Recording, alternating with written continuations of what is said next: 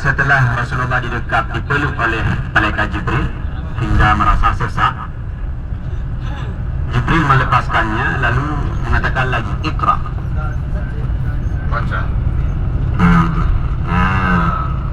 Yang ada putih-putihnya di atas itu adalah Jabal Nur, Batu Nubarira.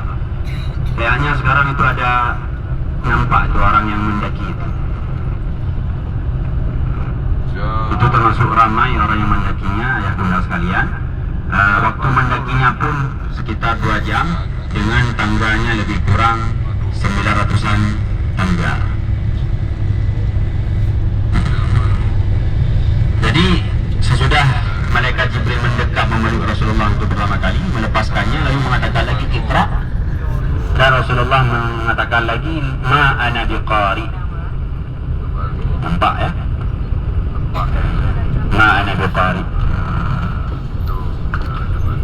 Kemudian Jibril memeluk Rasulullah sallallahu alaihi wasallam lagi hingga Rasulullah merasa sesak. Sebegitu eratnya malaikat Jibril memeluk Rasulullah. Itu yang ada 4 lantai itulah tempat pelemparan jamarah.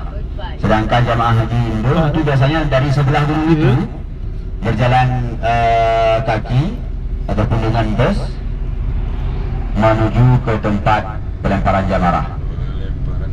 Lebih kurang ya 7 hingga 10 kilo lah jalan kaki dari camp tenda ke tempat pelemparan jamarah.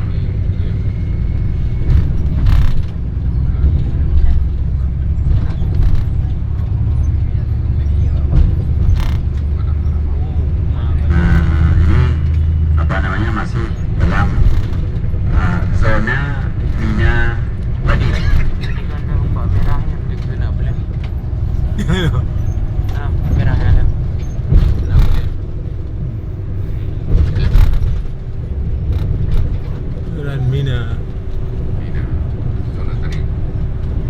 Mina Kadim. Ya benar. Jadi ya Mina yang dimaksudkan oleh Rasulullah. Asli, Mina asli. Mina asli, bukan kawin. Masuk terowongan. Ini terowongan yang pernah 2000 berapa ya? 2011 lah, kalau nggak salah.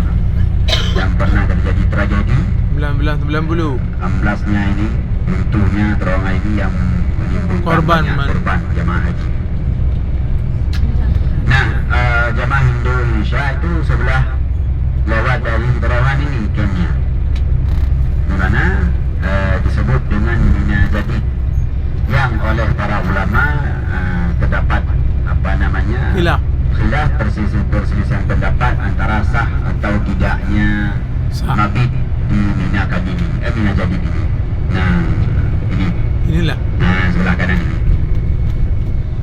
Karena memang secara batasan yang digambarkan dalam kitab fikih itu di gunung sebelah sana yang di belakang kita tadi. Ini tidak termasuk.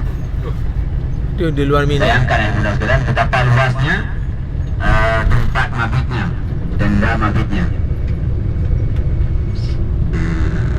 Terowongan. Dua terowongan masuk. Lalui. 2 buah terowongan kamu. Ya. Nyanduk doang sebegitu luas. Dan sebegitulah jarak yang harus ditempuh jemaah haji untuk melemparkan jamarah pada hari-hari tasyrik.